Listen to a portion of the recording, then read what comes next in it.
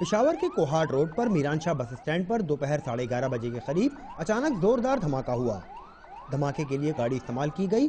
یہ گاڑی کچھ دیر پہلے ہی بس اڈے پہنچی تھی۔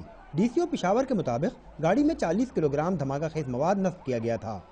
دھماکے کی نوعیت تو یہ ہے کہ 40 kg ایکسپلوسیو ایک کار میں رکھا گیا تھا اور یہاں پہ جو ہے نا وہ ایکسپلوڈ ہوا ہے۔ دھماکے کی جگہ پر گڑھا پڑ گیا ہے۔ اے آئی جی خیبر پختونخوا شفقت ملک نے میڈیا سے بات چیت میں بتایا کہ دھماکہ ٹائم ڈیوائس سے کیا گیا۔ دھماکہ خیز مواد میں چھرے بھی شامل تھے، جس کی وجہ سے زیادہ نقصان ہوا۔ یہ موسٹ پروبیبلی ٹائم ڈیوائس ہے، جو ابھی کنفرم نہیں ہے، موسٹ پروبیبلی ٹائم ڈیوائس ہے، کیونکہ کوئی اس کے بمبر کے کوئی ایویڈنس نہیں ملا یہاں۔ دھماکے کے بعد شہر کی سڑکوں پر ٹریفک جام ہو گیا اور زخمیوں کو اسپتال پہنچانے میں دشواری کا سامنا بھی ہوا۔ بیشتر زخمی اور ہلاک شدگان کے جسد خاکی لیڈی ریڈنگ اسپتال پہنچائے گئے۔ متعدد زخمیوں کی حالت تشویشناک ہے۔ بیشتر متاثرین مسافر، ڈرائیور اور اسٹاپ پر اشیاء فروخت کرنے والے تھے۔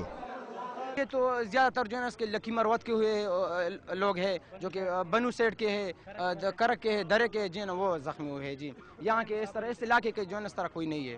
دھماکے سے قریبی عمارتوں کو بھی نقصان پہنچا اور ان کے شیشے ٹوٹ گئے۔ خیبر پختونخوا کے وزیر اطلاعات میاں افتخار نے جائے دھماکے کا دورہ کرنے کے بعد میڈیا سے بات چیت میں کہا کہ نجی املاک کو پہنچنے والے نقصان کا ازالہ حکومت کی پالیسی نہیں ہے۔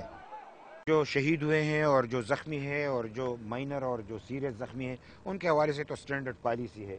حکومت ان کو وہی کمپنسیشن دے گی جو کہ ہر دھماکے میں اس طرح ہوتا چلا رہا ہے، اور ایک سرکاری ریکارڈ کے مطابق ان کو جمع کیا جائے گا اور کیس بنا کے پھر ان کو کمپنسیشن دی جائے گی۔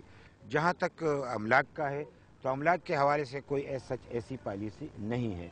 خیبر پختونخوا کے وزیر اعلیٰ امیر حیدر ہوتی نے جاں بحق ہونے والوں کے لواحقین کے لیے 3 لاکھ روپے امداد کا اعلان کیا ہے۔